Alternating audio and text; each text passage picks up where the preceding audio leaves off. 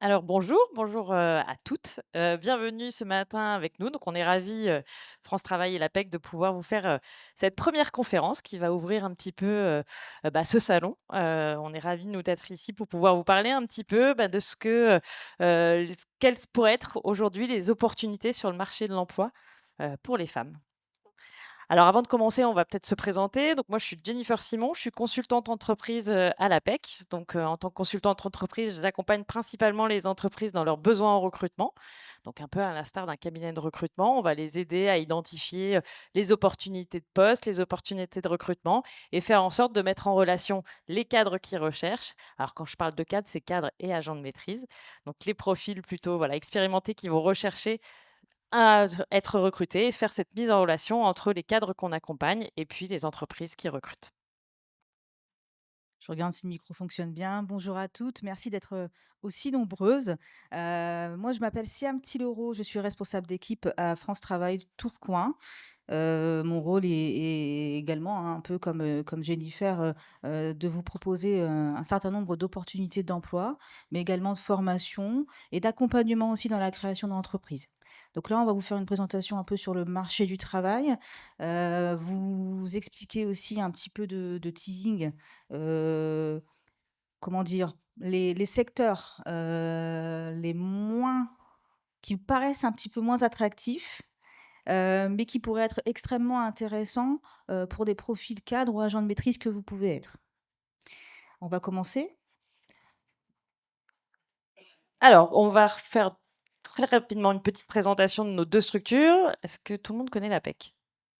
Oui, sympa. Association pour l'emploi des cadres. Oui, je vois des têtes que je connais en plus, que je vois de temps en temps passer chez nous. Donc on a 3 missions, nous, à l'APEC aujourd'hui. Donc je vous le disais un petit peu en introduction, accompagner donc l'évolution professionnelle des cadres. Voilà, vous êtes aujourd'hui, comme je disais, cadre, agent de maîtrise, vous souhaitez, pouvoir évoluer alors que vous soyez en poste ou non. C'est peut-être ce qui nous différencie un peu de France Travail potentiellement, c'est que nous, on accompagne aussi bien les cadres qui sont en poste que les cadres qui sont en recherche d'emploi. On est conseiller en évolution professionnelle, vous êtes en poste, vous vous posez des questions sur votre avenir professionnel, sur votre choix d'évolution, sur les opportunités qui pourraient être les vôtres, sur, j'ai envie de changer de métier, mais je sais pas trop vers quoi m'orienter, j'en ai un peu marre de ce que je fais aujourd'hui, mais dans quel secteur d'activité ça recrute et cetera. Nous, on est là effectivement pour accompagner ces évolutions professionnelles.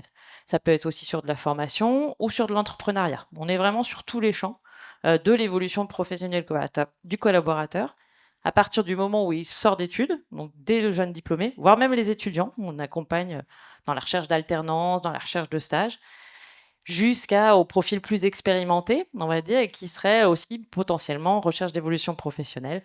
Voilà, on est vraiment sur tout l'accompagnement de l'évolution du collaborateur, de l'entrée de son arrivée sur le marché de l'emploi jusqu'à sa sortie. Autre activité qu'on a, autre mission, c'est d'accompagner, comme je vous le disais, les entreprises dans leurs besoins en recrutement. On sait que le marché de l'emploi cadre est pas forcément un marché évident. Dans 96 des cas, les cadres sont en poste. 96 des cadres sont en poste aujourd'hui.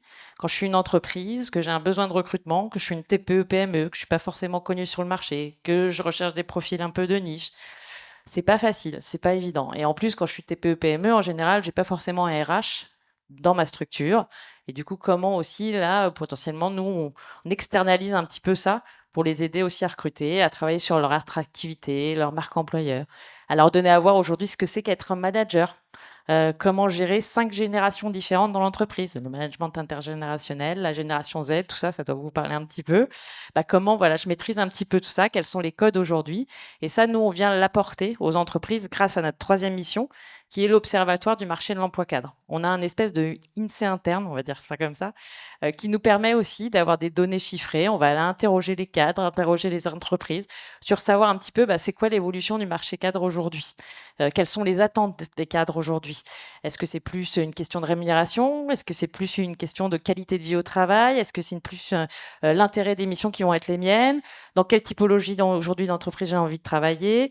Est-ce que je privilégie ma vie pro, ma vie perso? Est-ce que voilà, le télétravail, c'est important pour moi? C'est quoi mon salaire aujourd'hui? Quelles sont les opportunités qui peuvent se proposer à moi? Bref, toutes ces données qu'on qu'on a aussi à l'APEC aujourd'hui. On a une quarantaine de collaborateurs qui font partie de cet observatoire du marché de l'emploi et qui nous permettent typiquement d'être là ce matin et de pouvoir vous donner un peu une visibilité comme ça sur ce que peut être le marché aujourd'hui et les opportunités qui peuvent être les vôtres demain. Quant à France Travail, les missions sont au nombre de 6. France Travail, vous le savez, accompagne tout type, de public et notre choix a été, de créer plusieurs partenariats pour accompagner vraiment tout type de public. C'est d'ailleurs la raison pour laquelle aujourd'hui Jennifer et moi on anime ensemble. C'est que France Travail a créé un partenariat avec, l'APEC pour pouvoir vous orienter, vers les bons, partenaires et vers les bons conseils. Première mission, accueillir, accompagner les demandeurs d'emploi. Donc, c'est un peu ce que je viens de vous expliquer. C'est accueillir, c'est informer les personnes qui sont en poste ou pas. On accompagne également les personnes qui travaillent parce que parfois, vous pouvez connaître aussi des besoins peut-être de réorientation professionnelle, des projets qui diffèrent aussi par rapport à ce que vous avez pu faire jusqu'à présent. Donc, nous accompagnons vraiment également les personnes qui travaillent ou qui ne travaillent pas. On est aussi également expert dans le conseil professionnel, dans tout ce qui est aide à la mobilité, dans tout ce qui est insertion sociale et professionnelle. Deuxième mission, la prospection des entreprises et la mise en relation. Prospection, pourquoi? Parce que, France Travail, a des équipes dédiées, sur le secteur de l'entreprise. Nous avons des équipes qui travaillent directement avec les employeurs et ces équipes-là, vont faire un très gros travail, du coup, de prospection entreprise et de mise en relation des offres. D'ailleurs, je vous annonce également qu'il y aura un autre, atelier aujourd'hui et demain. Donc cet après-midi, un atelier avec, 2 conseillers experts en entreprise à 15h15 qui vous feront un focus sur la POE. La POE, c'est juste, en fait, un parcours de formation en interne ou en externe avec l'entreprise qui aboutit derrière à un CDI ou un CDD. Et demain, il y aura également une présentation aussi de France Travail.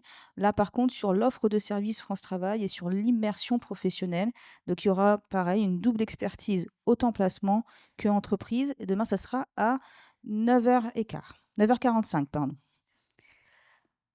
Troisième mission très, très importante, indemniser. Oui, parce que, France Travail a, cette, possibilité, en tout cas cette obligation, pardon, de mettre en place aussi ce qu'on appelle l'allocation de retour à l'emploi pour les personnes qui ont pu travailler et qui ont pu du coup cotiser. Contrôler, alors attention, ce terme-là, il n'est pas très joli, mais c'est pas un contrôle de type sanction, je tenais juste à le préciser. Nous avons également plusieurs équipes, pardon, dédiées au contrôle de la recherche d'emploi, qui sont souvent situées sur des plateformes à Villeneuve-d'Ascq, à Arras, et enfin un peu partout en France. Elles ne sont pas situées sur les agences, les sites France Travail. Ce sont des collègues qui vont travailler non pas, et je le précise encore une fois, sur la sanction, mais sur la remobilisation en fait du demandeur d'emploi. Un exemple très concret, heu, un demandeur d'emploi, qui, perd un peu de la motivation, qui ne sait plus trop comment non plus, rechercher un poste, qui ne répond plus trop aux offres d'emploi, qui émet en fait des difficultés, peut être accompagné par la cellule de recherche d'emploi pour une remobilisation. On va lui apporter des conseils sur les techniques, les stratégies de recherche d'emploi, par exemple. La sanction est le dernier recours et elle sera plutôt à la main d'un collègue en agence. Informer, mettre à disposition les données, oui, parce que je ne sais pas si vous le savez, mais sur le site de France Travail, vous avez énormément de données, d'informations sur les offres à l'emploi, sur les aides à la mobilité et sur l'offre de services France Travail. Donc nous avons à cœur de vous informer sur toutes ces données-là et sur toutes les données aussi relatives au marché du travail. Pas besoin forcément d'être inscrit pour avoir accès à toutes ces données. Vous pouvez également aussi avoir un espace juste candidat. Et dernière mission, relayer les politiques publiques. En effet, on met en œuvre les actions confiées par l'État, les collectivités territoriales et l'UNEDIC, donc c'est pareil. On est là également pour informer sur toutes, heu les actions qui nous sont confiées. Pardon, j'ai perdu le micro et du coup, on est là en rôle d'information par rapport à tout ça. Alors, du coup, on va vite rentrer dans le vif du sujet, hein, de ces 2 jours, de ce salon. On va vous présenter un petit peu, bah, aujourd'hui, quels sont le profil des femmes, sur les questions de l'emploi, vraiment pour voir un petit peu, bah, aujourd'hui, quelles sont on vous disait, les opportunités, les profils, les types de métiers, les secteurs d'activité, les opportunités qui pourraient être les vôtres, demain. Alors, sur la demande d'emploi féminin, donc du coup, bien évidemment, alors pour la partie plutôt cadre, hein, on a quand même une surreprésentation des hommes, dans la population cadre, avec 65 des cadres qui sont aujourd'hui des hommes, contre 35 des femmes. Ça tend à évoluer dans certains secteurs d'activité. Malheureusement, effectivement, la représentativité, ça date pas d'aujourd'hui et ça risque pas forcément de trop évoluer non plus. Alors on est bien sur les Hauts-de-France, hein. En France, on est sur 63 des hommes. Donc là, on est un petit peu plus haut sur les Hauts-de-France, hein, 65. Effectivement, il y a une surreprésentation des hommes dans la population cadre aujourd'hui. Je pense que ça ne vous étonne pas? Non, hein, n'est-ce pas? Et l'écart des rémunérations, bien évidemment. Alors, on va faire un petit focus, hein, mais la rémunération médiane, on est à 56 K € pour, les hommes et 50 pour les femmes. Donc et puis vous voyez, il y a des différences alors un peu moins fortes quand on est jeune et qu'on arrive sur le marché de l'emploi. Donc voilà, plus 2. Mais plus, et ça paraît aussi un peu logique, plus on gagne en expérience, plus les hommes vont avoir tendance à demander des augmentations individuelles, ce que ne font pas forcément les femmes. Mais ça, ce sera un autre débat que vous aurez sans doute dans ces 2 jours. Mais en tout cas, cette posture aussi d'être, plus, demandeur, de rémunération, c'est quelque chose qui se voit, qui apparaît très clairement aujourd'hui dans ce diagramme. Les hommes ont tendance à évoluer de manière plus forte, au fur et à mesure de leur carrière sur la question de les rémunérations. Si on parle un peu de salaire, vous avez une directive européenne arrive, je ne sais pas si vous le savez, à partir de mai 2026, obligation de mettre, en avant le salaire dans les offres d'emploi. Ça va pas mal chahuter les entreprises, hein, je vous le dis. Alors quand on dit fourchette de salaire, ça peut aller de 20 à 100 KE, hein, on va pas se le cacher, elles vont jouer là-dessus, hein. Bah oui, voilà, c'est une espèce de fourchette, pas très mais on le sait, on va le voir. Alors mais c'est assez intéressant parce qu'on sait très bien que les offres où on marque à négocier, enfin, est-ce que quelqu'un s'est déjà positionné sur une offre où on dit à négocier avec, une liste à la Prévert de missions et cetera à proposer? Bah, ça attire pas vraiment, quoi. Donc même si alors il y aura ces fourchettes de 20 à 100 KE sur les offres d'emploi, on pourra pas passer à côté. Néanmoins, c'est quand même une certaine révolution et ce qui se passe aussi dans cette directive, c'est que maintenant le salarié va avoir le droit et normalement l'entreprise est censée répondre. On est en train de l'étudier venez à l'APEC, on dans dès avant même mai 2026, on a plein de données là-dessus. Le salarié va pouvoir demander l'ensemble des salaires qui sont proposés sur le même poste que lui dans l'entreprise. Et là, ouais. Et là, ça va faire un petit. Alors, je vous raconte pas ça. Pour nous, côté entreprise, ça va être un sacré ramdam sur les politiques de rémunération. Mais vous allez être en mesure, quand vous êtes en poste dans votre entreprise, de demander les salaires des postes à poste équivalent. Ce qui va aussi faire nos fameuses primes individuelles dont on parlait, où les hommes vont les toucher plus que les femmes, ça va remettre un petit peu ça en question aussi. Pourquoi? Il va falloir justifier en fait de la prime individuelle encore plus fortement. Donc ça challenge pas mal, hein, côté entreprise. Mais du coup aussi, ça permet aussi de se positionner en tant que candidat.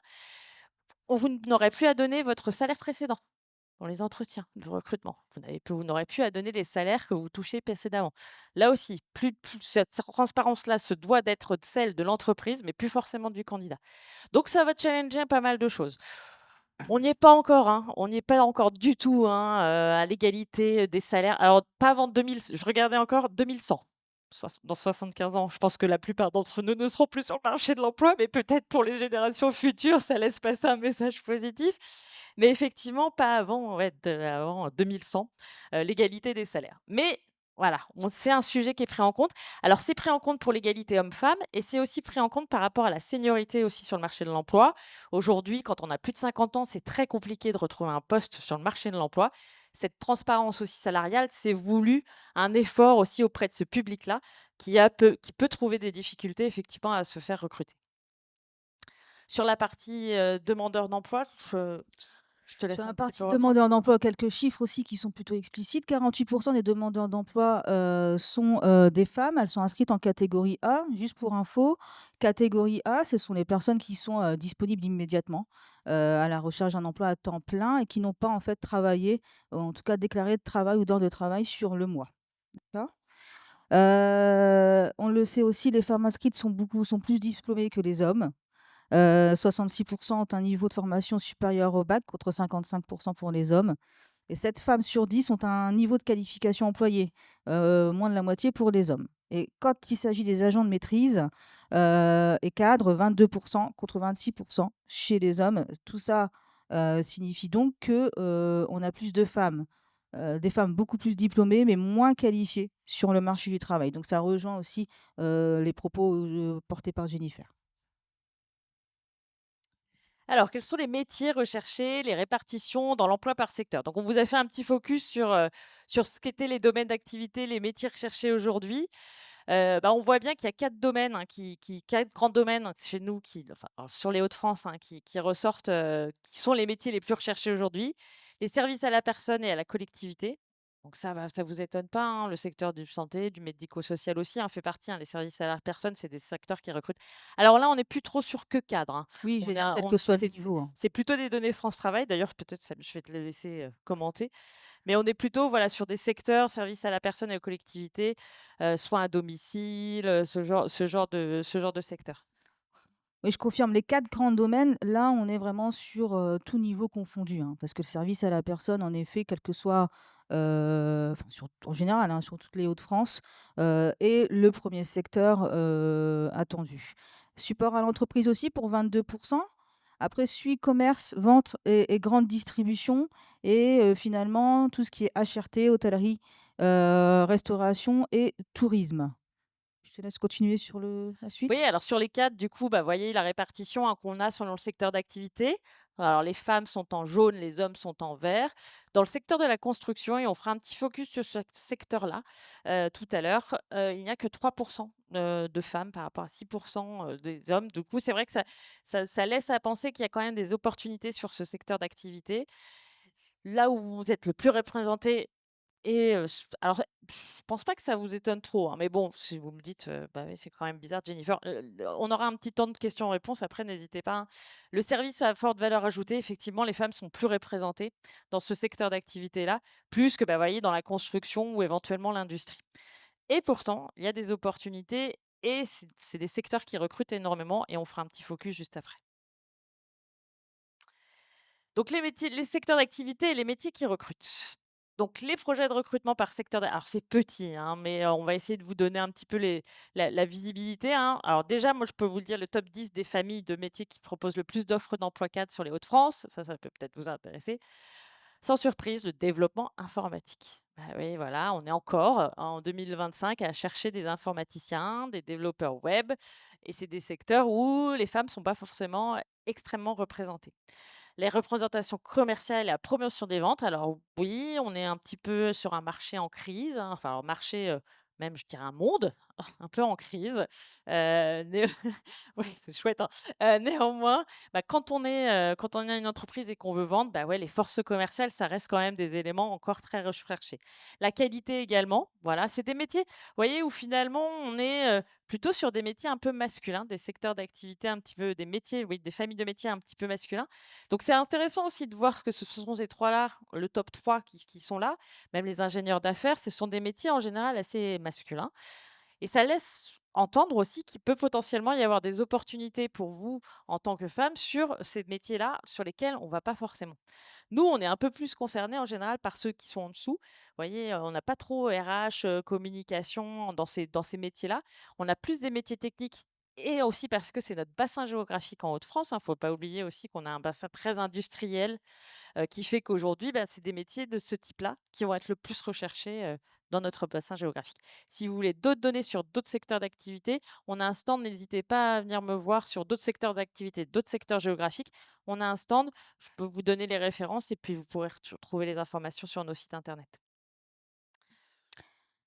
Quelques chiffres également sur le taux de chômage. En France, métropolitaine, le taux de chômage est à 7,7 environ, mais en Hauts-de-France, on est un peu plus élevé, plus haut à 8,9 Si on regarde un peu les projets de recrutement par secteur de métier, on va retrouver les informations qu'on avait dit précédemment, où principalement, en premier lieu, ça va être les métiers liés aux services qui vont être prédominants, le service à la personne, où on a 62 de projets de recrutement, avec sur des postes d'agents d'entretien, d'aide à domicile, de soignants, voilà, tout ce qui est plutôt médical, plutôt service à la personne. Mais après, sur des métiers plus agent de maîtrise pardon, ou cadre, là, on va retrouver d'autres postes un peu plus loin sur des types formateurs, type ingénierie, ingénieur et cadre d'études. Donc, ça rejoint également le top 10 des métiers proposés en Hauts-de-France, type cadre. D'accord. Alors pour ce qui est des opportunités, bah, les répartitions des recrutements, prévus en 2025, donc voilà, alors on ne fait pas 2026 à l'APEC, on a tendance, à sortir nos chiffres un petit peu après. Pourquoi? Parce que, bah, il y a tellement d'éléments qu'il faut prendre en compte quand on va commencer à annoncer des chiffres sur le marché de l'emploi, qu'on, fait un peu rétrospectivement une analyse de ce qu'on va être les recrutements de cadres. Aujourd'hui, sur les services à forte valeur ajoutée, bah, vous voyez ça on est à 39. C'est encore des secteurs qui recrutent beaucoup chez nous, hein, les services à forte valeur ajoutée. Les autres services arrivent ensuite, l'industrie, le commerce et la construction. Mais vous voyez, sur la construction, on est encore un secteur, les Hauts-de-Fran un secteur géographique, les Hauts-de-France, par rapport à la France, où on recrute encore pas mal par rapport à l'ensemble des régions. Donc c'est vrai que ce sont des secteurs porteurs qu'il ne faut pas négliger et sur lesquels, bah, il y a forcément des opportunités. Je vous en parlerai juste après. D'autres informations sur le marché du travail, 61,5 des postes proposés sont en CDI en Hauts-de-France, 24 en intérim et 8,7 en CDD. La répartition des offres, en cours par secteur, on va retrouver également, on n'en a pas trop encore parlé, mais le secteur de l'industrie, assez méconnu ou alors, peut-être avec une mauvaise image, mais le monde de l'industrie a vraiment, beaucoup changé et vous propose aussi des postes qui peuvent être intéressants. Après, on retrouve, en effet, et on fera un focus un peu plus juste après là-dessus, tout ce qui est secteur, du bâtiment, où il y a également des postes qui seront proposés. Il y a je dirais un peu comme des nouveaux, postes qui se mettent en place, mais on va vous les présenter après. Tout ce qui est commerce-vente, tout ce qui est, maintenant service à la personne, on rejoint également, les informations précédemment, fournies tout à l'heure. On va avancer puisque Alors, les 2 secteurs sur lesquels on voulait faire un focus très rapidement. Alors, le secteur du BTP.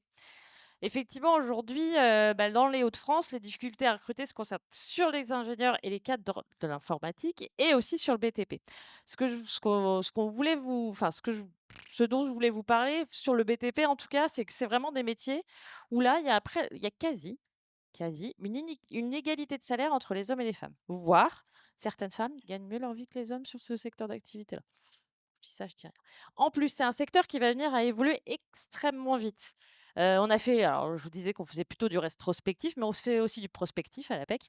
On a sorti une étude sur le futur du travail.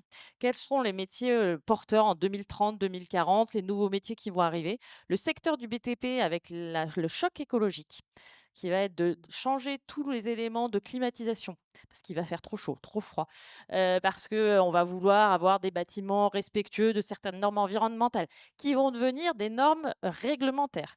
Donc forcément, c'est un secteur d'activité qui va être très chahuté, qui va beaucoup bouger, dans lequel il va y avoir des nouveaux métiers liés plutôt à l'environnement, l'écologie, et ça pourrait permettre, là aussi, de se reconvertir vers ces secteurs d'activité très porteurs, et ça l'est beaucoup, beaucoup en Hauts-de-France. Donc je vous invite à regarder un petit peu ce secteur, je vous invite à vous y intéresser. N'hésitez pas à venir vers nous, on pourra aussi vous relayer auprès des différents entreprises qui recrutent dans ce secteur, que ce soit France Travail ou l'APEC.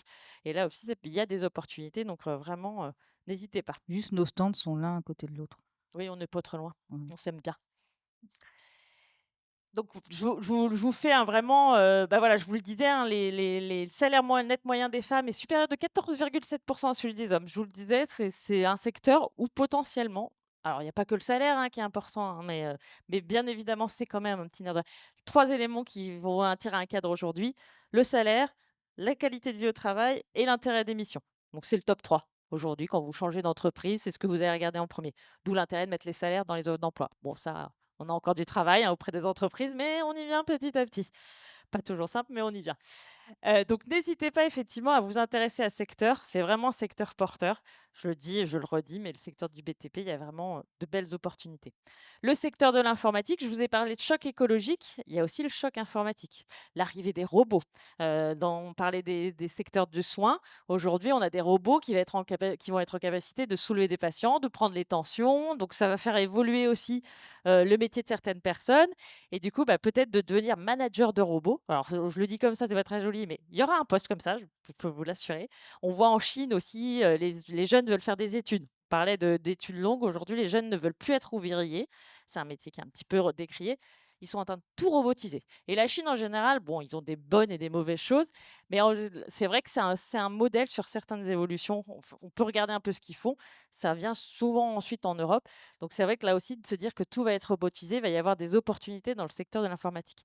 Et je vous ai pas parlé de l'IA, de l'intelligence artificielle générative, où là aussi, ça va faire pas mal évoluer certains métiers. Certains vont disparaître, d'autres vont être augmentés. Donc là aussi, s'intéresser à ces secteurs d'activité qui sont des secteurs où les femmes ne vont pas forcément, bah, ça peut vous permettre d'avoir des opportunités d'emploi. Donc vraiment, n'hésitez pas et venez nous voir, on pourra en discuter, en échanger sur nos stands. Voilà, bah, écoutez, retrouvez-nous sur nos stands. Je crois que voilà, on a fini notre présentation. Merci beaucoup pour votre écoute. Est-ce que vous avez des questions? Oui, oui, il y a madame là-bas. On a Ah, oh là là. parlé dans la partie. C'est tout au fond. Tout au fond. Tout au fond, là-bas.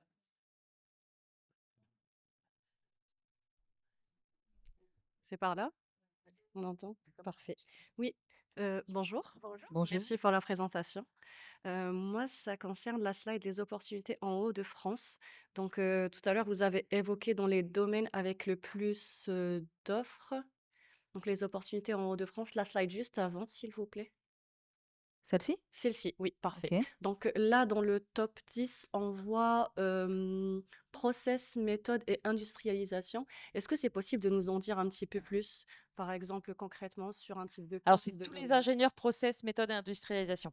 Tous les profils techniques qui sont plutôt dans l'industrie, on va les retrouver dans cette partie-là. Ouais, voilà, c'est vraiment ingénieur process, ingénieur méthode, ingénieur mécanique, électromécanicien, tous ces profils-là, automatisme, sont dans process, méthode et industrialisation. Assez technique, mais très recherché aussi, parce que besoin fort des entreprises. Et là aussi, on a un petit peu des soucis de côté entreprise à recruter ces profils qui sont D'accord, vite sachés dès qu'ils sortent d'école en général.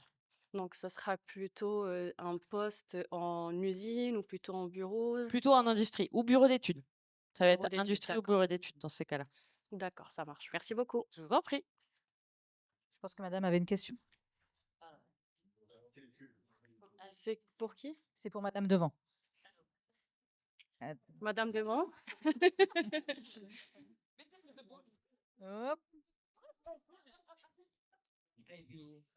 Il est solide, hein.